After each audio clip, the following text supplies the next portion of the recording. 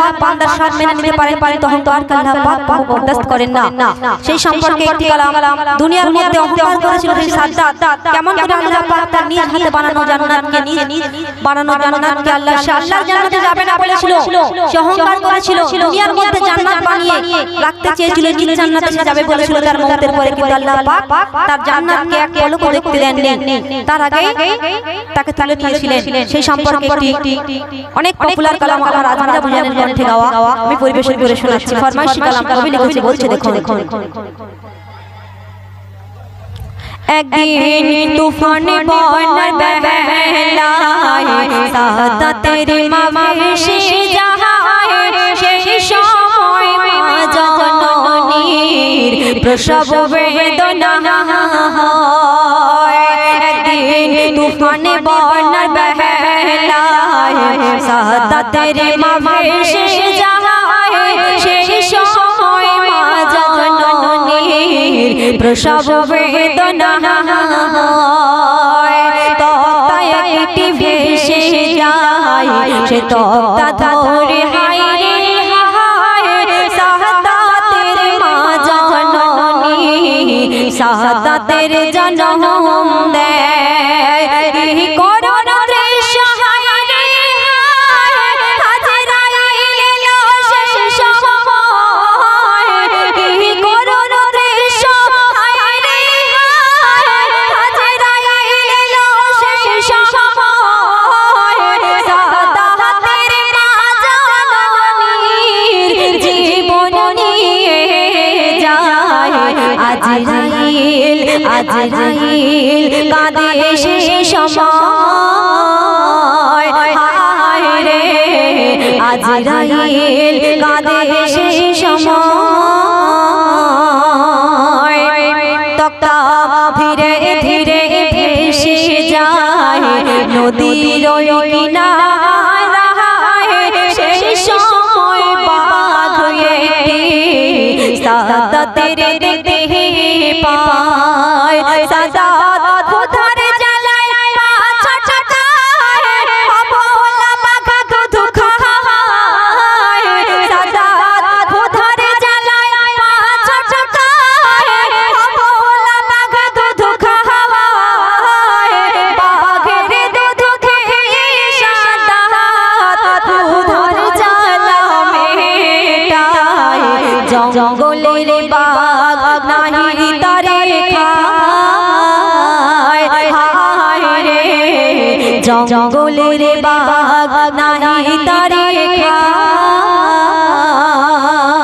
তারপরে কি ঘটছে? বাঘের দুধ খেয়ে মা মারা গেল শিশু, কেমন করে বাদশাহী পেয়ে আল্লাহ পাকের উপর অহংকার করছে। কবিতা ছন্দে লিখেছে, বলছে দেখুন। সাদাত বড় হয়ে গেল, বাদশাহী সাদাত পেল, বাদশাহী পেয়ে সাদাত কি ঘটনা ঘটলো। সাদাত অহংকার করে নিজে জান্নাত বানায়। সাদাত অহংকার করে নিজে জান্নাত বানায়। হিরে জওহরাত দিয়ে জান্নাত সাজায়। অহংকার অহংকার করে পতন হয়, হায় রে অহংকার করে পতন হয়। সাদাত অহংকার করিল, নিজে জান্নাত বানালো, আল্লাহর জান্নাতে সাদাত যাবে না বলিল। সাদাত ঘোড়ার পিঠে চড়িল, জান্নাতের দরজায় আসিল। সাদাত ঘোড়ার পিঠে চড়িল, জান্নাতের দরজায় আসিল।